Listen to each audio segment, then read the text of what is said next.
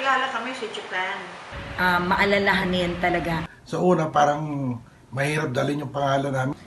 He was such a humble man. Yun, nakita ko lang yung mga video, tapos yung mga kwento sa kanya. Siguro dahil doon napapanood ko yung mga video ng lolo ko, parang gusto ko maging, balang araw gusto ko maging katulad niya rin.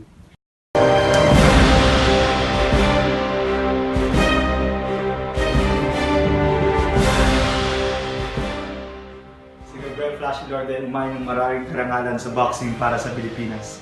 Para sa maraming Pilipino, isa siyang kampyon.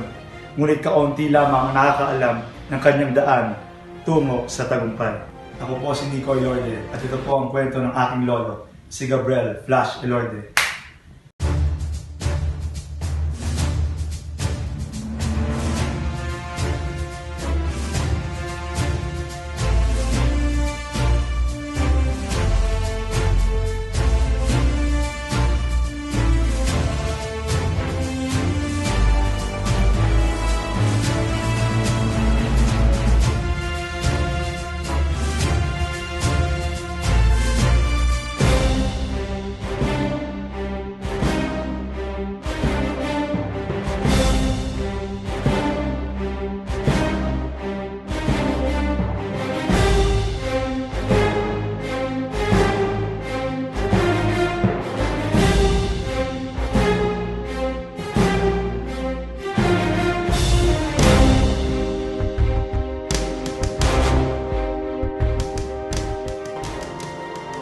Sa kabila ng kanyang ningning, hindi nakalimutan ni Flash Ilorde ang kanyang pinanggalingan. Sa murang edad na siyam, siya ay napilitang tumigil sa pag-aaral dahil sa kahirapan. Sa probinsya, tiga-Bugo, Cebu siya eh.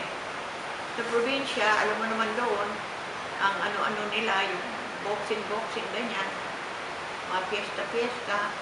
Pagkatapos, meron isang Cebuano, yung si Laborte, tinuruan siya, pero kinukwento niya kanilang ensayo sa beach, tatakbo sa beach, at yung kanilang hand wrap, tela lang. Nung una, na nagmamanager, kaya lang kuminsan pag lumaban, sa imbis na pera ang babayad sa kanila, babayaran sila ng mga produkto ng farm, kamatis, o ganon-ganon. Ang father ko, in spite na siya naging war prisoner of Japan, nagpunta siya ng Japan at kami, nagpunta rin doon. Ngayon, ang hilig ng father ko, music and boxing. Kaya, pero doon sa Japan, yung boxing ang ginamit niya, nag-promote siya. Ang kanyang idea was, yung friendship ng Japan and should be revived. Dahil ang katwiran ng papa, ang Japanese hindi pupunta sa Pilipinas para lumaban. Dahil syempre galit ang Pilipino sa Hapon. Kaya ang kanyang idea, dali ng Filipino sa Japan. Ngayon doon na yung Oriental title fight. And at that time, ang dadalhin doon yung mga champion na Filipino. Kaya lang tinalo ni Bay yung Tani Campo, na champion ng Philippines ng bantamweight. Kaya siya napapunta ng Japan. Doon kami nagkakilala. When we got married ni Johnny, it was 1983, and during that time, si Daddy retired na. He was just training boxers from the Ilorde stable.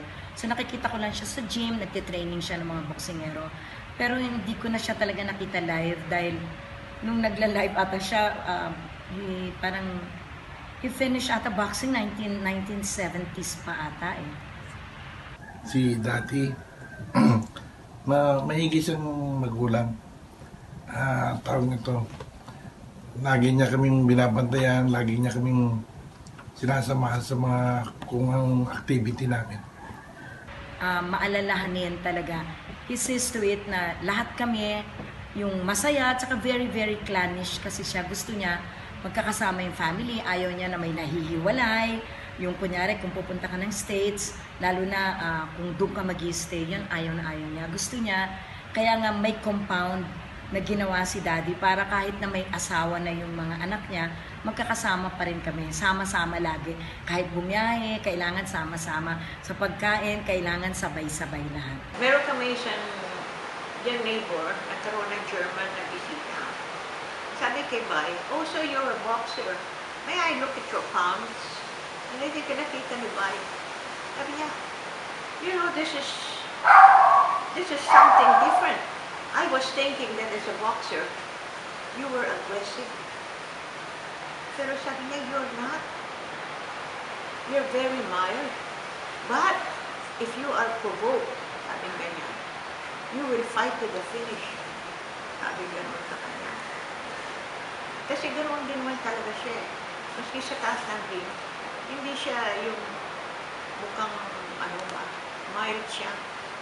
Hindi kaila sa bagong henerasyon ng mga boxers ang ehemplong iniwan ni Flash Ilorde sa mundo ng boxing. Katunayan, mismong ang tatay ko ay sumunod sa mga yapak niya at naging boksingero din. Maging ang dalawang kuya ko ay nahiligan na rin ang sport na boxing. Sa una, ayaw talaga ng father ko mag-boxing ako. Pero nakita niya na medyo seryoso ako, pumayag na rin siya mag-boxing ako. Dahil sa una, parang mahirap dalhin yung pangalan namin dahil siya world champion na noon eh. So, kailangan mag-isa ako mahigi.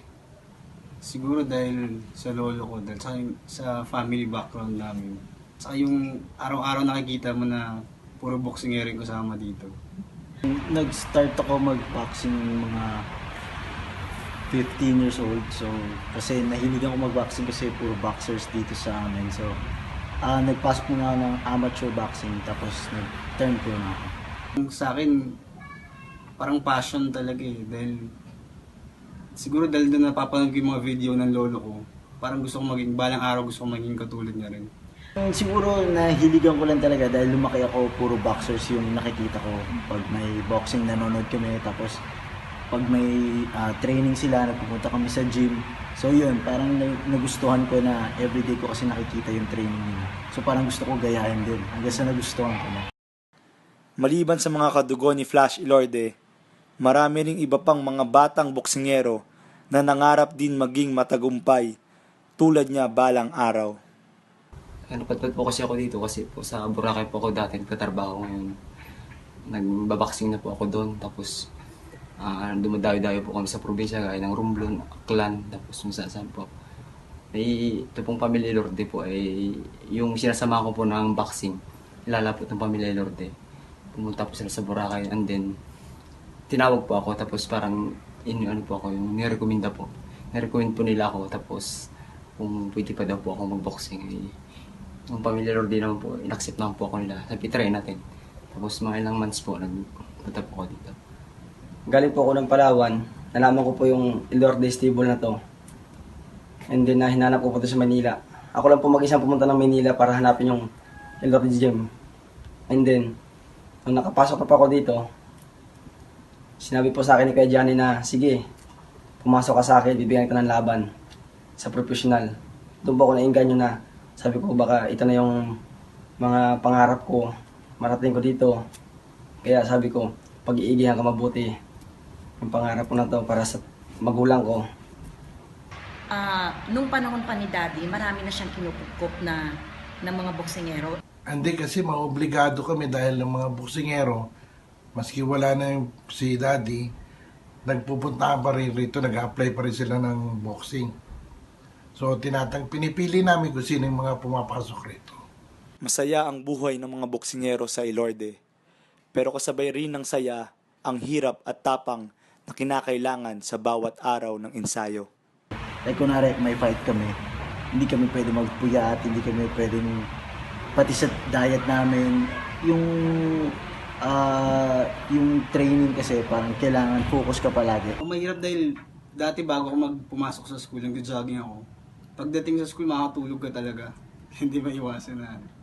Tapos pag uwi, training. Po, ready ka sa lahat ng kahit wala pong laban, kailangan po mag-isaya talaga araw-araw po.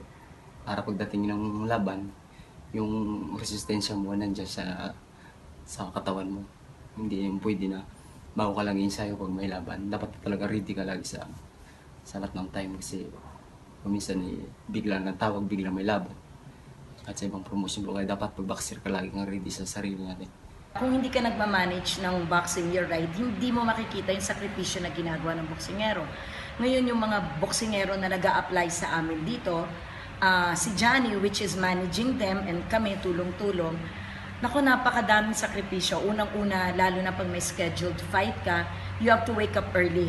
Araw-araw yan, siguro ang training mo is 2 months before the scheduled fight. Although in our stable, kahit wala kang schedule na laban, ang ginagawa namin is tuloy-tuloy ang training nila para at any point in time na imbitahan ka abroad or sinabi, may laban ka, ready lagi yung boxer namin.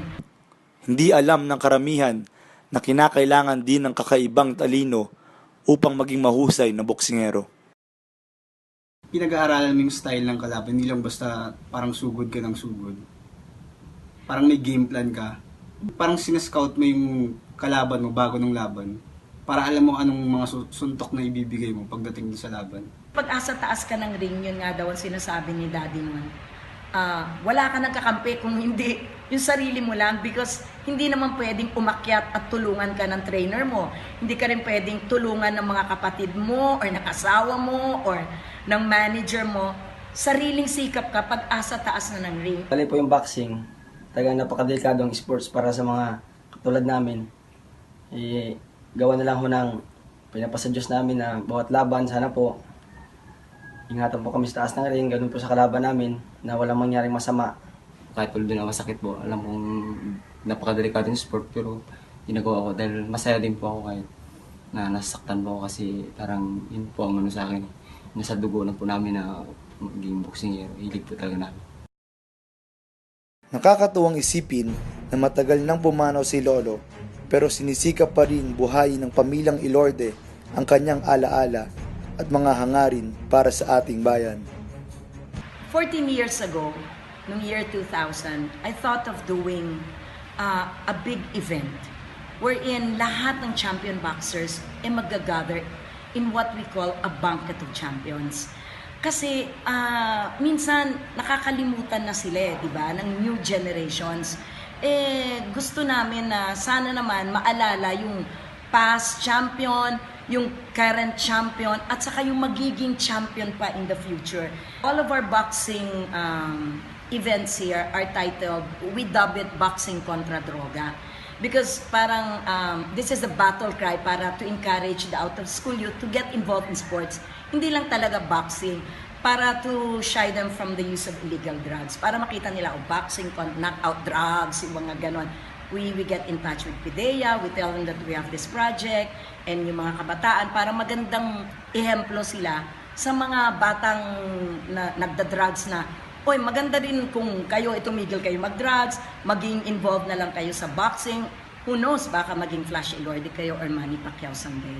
It's not just looking for champion boxers, but making good persons out of these people na pumupunta. Itong pagsisikap ng pamilya Ilorde ay pagpapatuloy lamang sa nasimulan ni Flash noong siya ay nabubuhay pa.